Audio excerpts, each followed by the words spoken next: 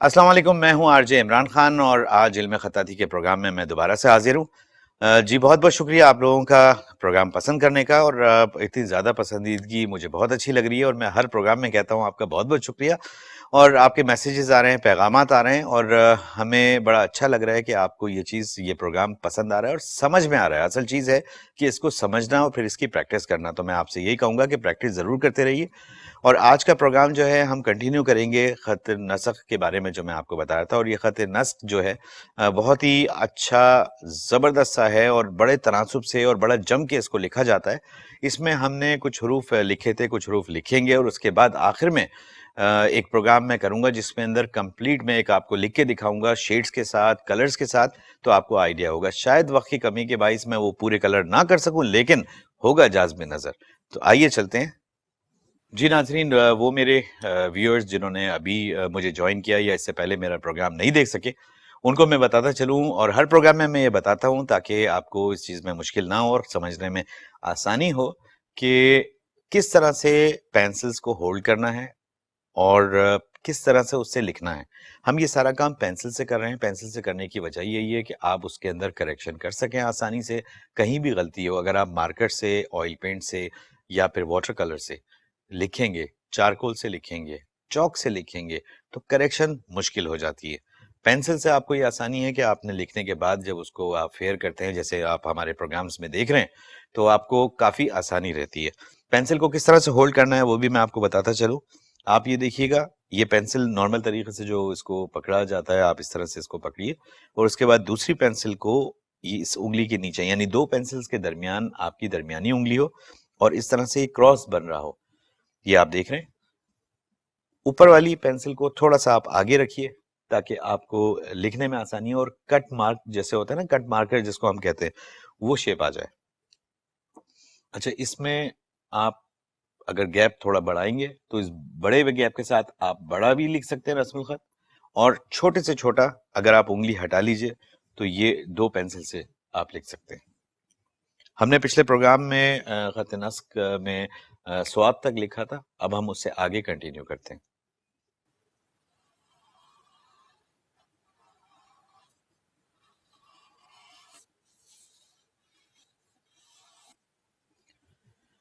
अच्छा, ये आप देख रहे हैं, ये मैंने तोहे लिखा है और ये खत नस्ख का तो है, लेकिन मेरे लिहाज से इसके अंदर टेक्निकल फॉल्ट है। टेक्निकल फॉल्ट मैं इसलिए कहूँगा कि इसकी अगर पैमाइश आप देखेंगे, लास्ट प्रोग्राम में मैंने आपको नुक्तों के हिसाब से, नुकात के हिसाब से बताया था कि किस तरह से पैमाइश करनी है, तो उस हिसाब से ये प्रोपोर्शन सही नहीं रहेगी। ये मैं लिख के इसलिए दिखा रहा हूँ क्योंकि मुझसे ये पूछा गया था कि भाई अगर हम इसको छोटा करके लिखें तो किस तरह से लिखेंगे। देखिए, जो भी आप लिख रहे हैं उसको आप उस साइज के हिसाब से, जिस कैनवस पे आप लिख रहे हैं, जिस बोर्ड पे आप लिख रहे हैं, जिस शीट पे आप लिख रहे हैं, उस हिसाब से, उस तनासुब से आपको लिखना है।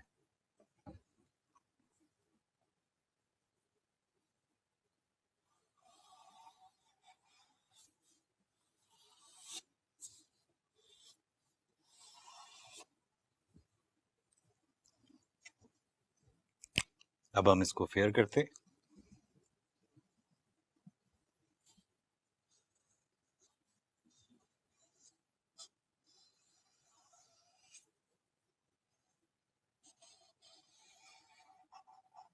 इससे ये होगा कि आपको क्लियर नजर आएगा कि मैं क्या कर रहा हूं।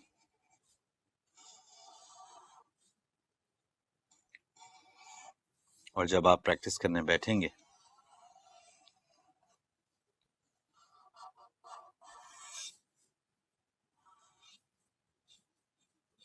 अच्छा, अब इसमें हमने पिछले प्रोग्राम में भी बताया था कि आपकी आसानी के लिए हम डिफरेंट स्टेप्स में इसको डिवाइड करते हैं ताकि आपको लिखने की आसानी हो, और डायरेक्शंस भी बताते हैं।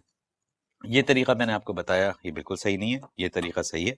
अब इसके अंदर हम स्टेप्स करते हैं। ये नंबर 1 स्टेप है, फिर यहां से यहां तक आप आएंगे, ये नंबर 2, फिर इधर से आप इधर तक आएंगे, बल्कि यहां तक अगर आप आए तो ज्यादा बेहतर है। उसकी वजह क्या है कि यहां से आपको टर्निंग लेनी है और जब आप लिखते वक्त टर्न कर रहे हो तो हाथ हिल जाता है। तो यहां तक आप आइए, ये नंबर 3, यहाँ पे रुक जाइए, फिर यहां से यहां तक नंबर 4 और फिर ये नंबर 5। اب ڈائریکشن میں آپ کو اس کی بتاتا ہوں،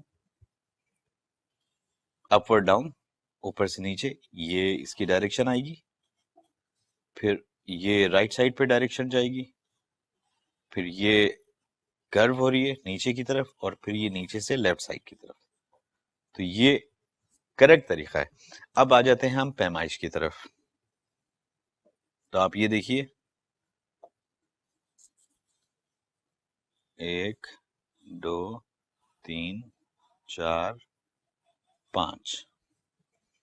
اس سے پہلے ہم نے دیکھا تھا کہ بے میں جب ہم نے پیمائش کی تھی تو وہ بھی 5 نقاط پہ مبنی تھا، اور یہ بھی 1 2 3 4 5.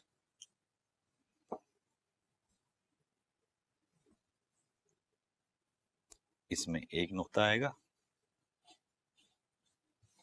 اچھا، ایک بات میں آپ کو بہت ضروری بتانا چاہوں گا کہ کئی لوگوں کے سوال تھے کہ بھئی آپ ڈائریکٹلی مارکر سے کیوں نہیں لکھ رہے ہیں، یا اس طرح سے کیوں نہیں سکھا رہے ہیں. اس کی سب سے بڑی وجہ یہ کہ جب آپ پینسل سے لکھیں گے، میں نے پروگرام کے شروع میں بھی یہ بات کہی تھی، تو کریکشن آپ کے لیے آسانی ہے کسی بھی غلطی کی. مارکر سے ون اینڈ لاسٹ ٹچ ہوتا ہے، اس میں پھر کریکشن مشکل ہو جاتی ہے. اچھا، یہ توئیں ہو گیا، پھر اگر ادھر آپ نقطہ لگا دیں گے تو زوئیں ہو جائے گا. اچھا، میں نے پچھلے پروگرام میں آپ کو قاف تک بتایا تھا، یہ بہت امپورٹنٹ تھا، اس لیے میں نے آپ کو یہاں سے بتایا. اب ہم چلیں گے کاف. دیکھیے، نارملی کاف جو لکھا جاتا ہے وہ اس طرح سے اوپر مد لگا کے یہ کاف لکھا جاتا ہے، لیکن اس میں اگر آپ جب کاف لکھیں گے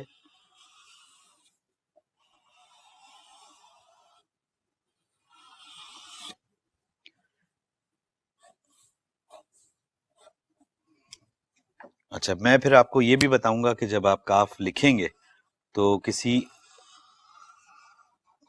جب 2-3 حروف کے ساتھ ملا کے لکھا جاتا ہے تو اس کا بالکل ڈفرینٹ شیپ آ جاتا ہے.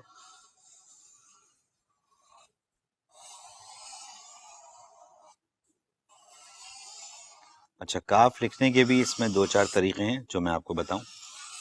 دیکھیے، ایک کاف تو یہ ہو گیا، اور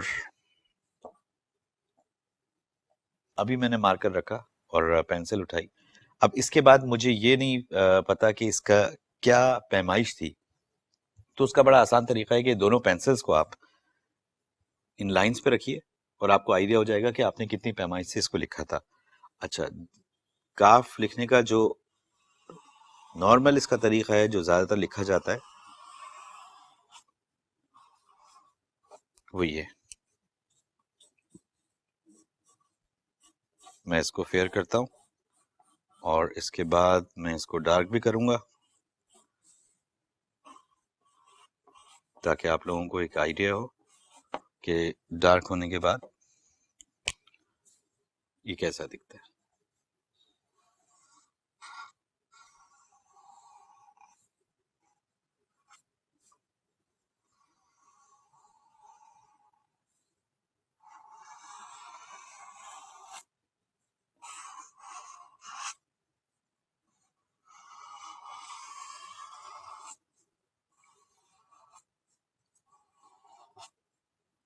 اچھا، اب اس کو لکھنے کے لیے ہم اسٹیپس دیں گے اس کو کہ کتنے اسٹیپس میں ہم لکھیں، اس کو کتنے اسٹیپس میں ڈیوائڈ کریں. تو ہم نے پہلا جو یہ لکھا تھا، یہ یہاں سے یہاں تک اسٹیپ 1، پھر یہ اسٹیپ 2، پھر یہ اسٹیپ 3. اور اس کی ڈائریکشن کیا ہوگی؟ رائٹ ٹو لیفٹ، پھر لیفٹ ٹو رائٹ، اور پھر یہ رائٹ ٹو لیفٹ. اچھا، یہ اور جب اس طرح سے ہم کاف لکھیں گے تو یہاں سے یہ آئے گا 1، پھر یہ 2 یہاں تک، اور پھر یہ 3 اسٹیپس میں یہ لکھا جائے گا. یہ آپ اپورڈ ڈاؤن ڈائریکشن ہوگی اس کی، اور یہ بھی اپورڈ ڈاؤن ہوگی، اور پھر یہ یہاں سے رائٹ ٹو لیفٹ. اچھا، اگر آپ چاہیں تو یہ کاف کا جو یہ نوک جاری ہے، اس کو آپ یہاں تک روک کے اور پھر اس کو ایک اسٹیپ دے سکتے ہیں، لیکن اگر آپ کو پریکٹس ہو جاتی ہے تو آپ پھر جو ہے اس کو ڈائریکٹلی لے جائیے. میں بارہا اپنے پروگرام میں آپ لوگوں سے درخواست کرتا ہوں کہ جو کچھ آپ دیکھ رہے ہیں اس کی گھر پہ پریکٹس کیجیے. پروگرام ختم ہونے کے بعد پریکٹس کیجیے گا. جتنی زیادہ پریکٹس کریں گے اتنا زیادہ آپ کو اس چیز پہ عبور حاصل ہوگا، آپ کا ہاتھ رواں ہوگا، اور پھر ایک وقت آئے گا کہ جب آپ پریکٹس کرتے رہیں گے. آپ نے سنا ہوگا کہ پریکٹس میکس مین پرفیکٹ، تو آپ اس کے اندر ایڈیشن بھی کر سکتے ہیں. ٹیکنیکلی ایڈیشن الاؤڈ نہیں ہوتا جس طرح سے لکھا جا رہا ہے اس طرح سے، لیکن میں آپ کو ایک پروگرام اس پہ بھی کروں گا جو فری ہینڈ رائٹنگ ہوگی، جس کے اندر ہم مختلف رسم الخط کو ملا کے لکھیں گے اور آپ دیکھیے گا کہ وہ کتنا اچھا لکھا جائے گا. خیر، ہم واپس آتے ہیں خط نسق پہ. اب ہم لکھتے ہیں لام. ہم یہاں سے چیک کریں گے کہ اس کی کیا پیمائش تھی، کیا چوڑائی تھی.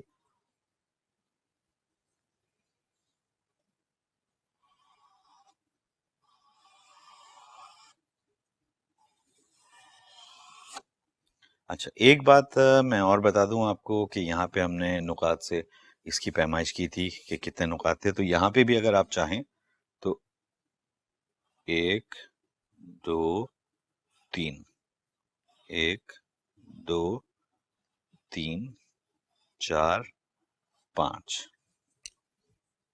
یہ دیکھیے آپ.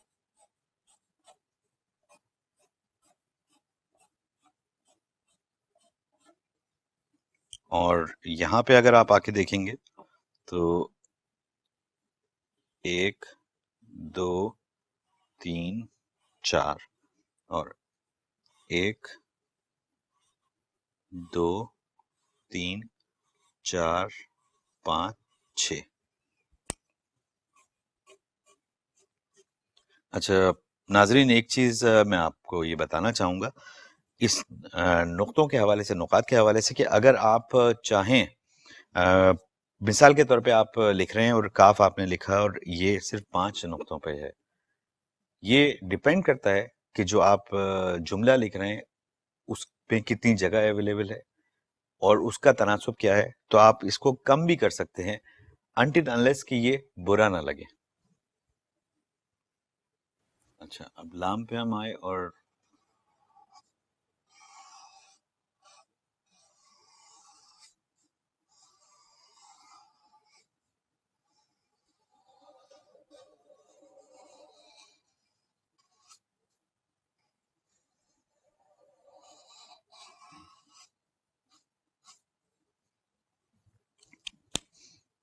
اچھا، ایک انٹرسٹنگ بات میں آپ کو بتاؤں کہ یہ جتنے رسم الخط ہیں ان سب کی کوئی نہ کوئی تاریخ ہے، ان سب کے پیچھے کوئی نہ کوئی کہانی ہے، اور وہ کہانی میں آپ کو ایک پروگرام میں اپنے آئندہ آنے والے میں انشاءاللہ تعالی بتاؤں گا، اور وہ بھی بڑا دلچسپ ہوگا.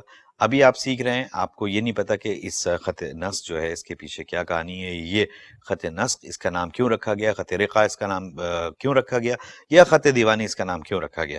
تو انشاءاللہ تعالیٰ ایک پروگرام میں اس پہ کروں گا جس کے اندر آپ کو کمپلیٹ آئیڈیا ہوگا اور ڈیٹیل ملیں گی. اچھا، اب ہم اس کو ڈیوائیڈ کر دیتے ہیں. اسٹیپ نمبر 1، یہ 2 یہاں تک، اور اس کے بعد پھر ہم اس ڈائریکشن میں اس کو آ کے 3 اور پھر یہ 4. لام ہو گیا. لام کے بعد میم. اچھا، میم 2 طریقے سے لکھا جاتا ہے.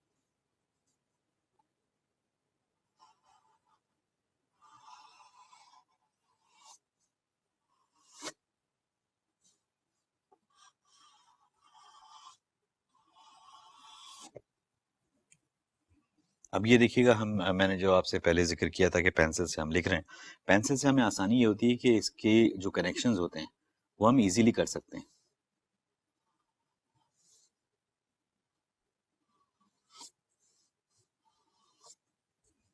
اب اس کو میں فیئر کرتا ہوں، ڈارک کرتا ہوں.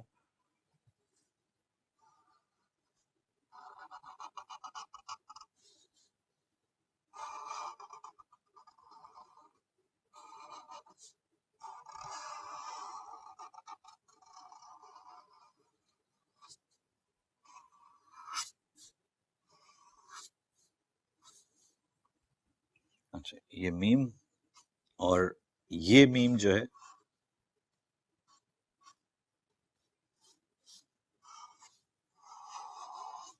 ڈفرینٹ طریقے سے، لیکن خط نسق میں زیادہ تر میم جو ہے، میم اس وقت جب کسی سے مل رہا ہوگا تو یہ میم ہوگا، اور اگر آخر میں آ رہا ہے تو اس طرح سے میم لکھا جاتا ہے۔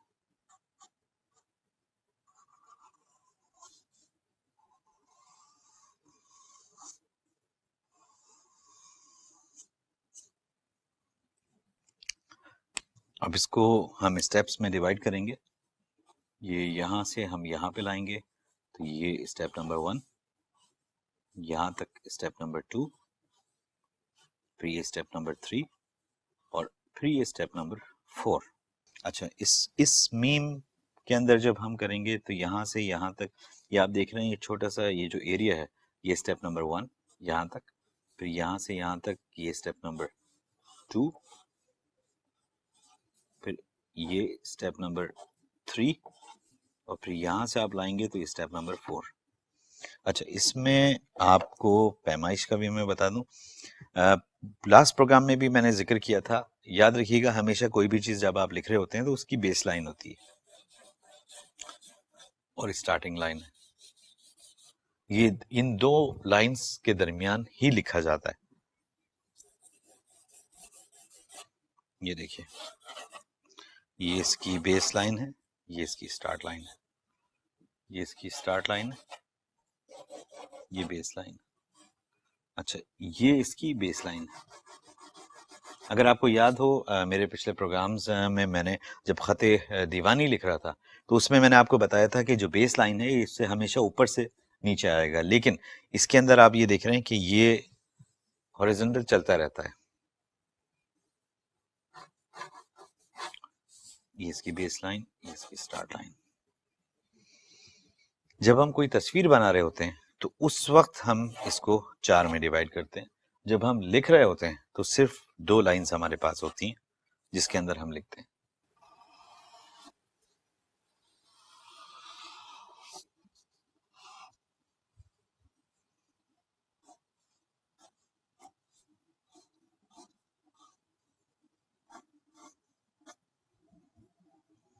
اب ہم اس کو ڈارک کرتے ہیں تاکہ آپ کو دیکھنے میں آسانی ہو۔ دیکھیے، جس طرح سے میں لکھ رہا ہوں، جس طرح سے میں اسٹارٹ کر رہا ہوں، آپ کی ڈائریکشن بھی وہی رکھیے گا، کیونکہ اس سے آپ کے لیے آسانی ہوگی لکھنے میں۔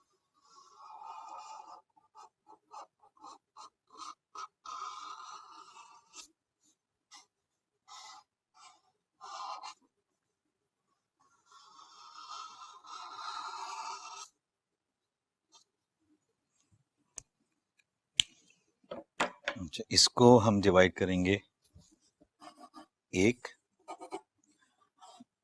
1 2 3۔ اچھا، اس میں کیا ڈائریکشن ہمارے پاس آ رہی ہے؟ اپورڈ ڈاؤن یہاں تک، اس کے بعد رائٹ ٹو لیفٹ، اور پھر یہ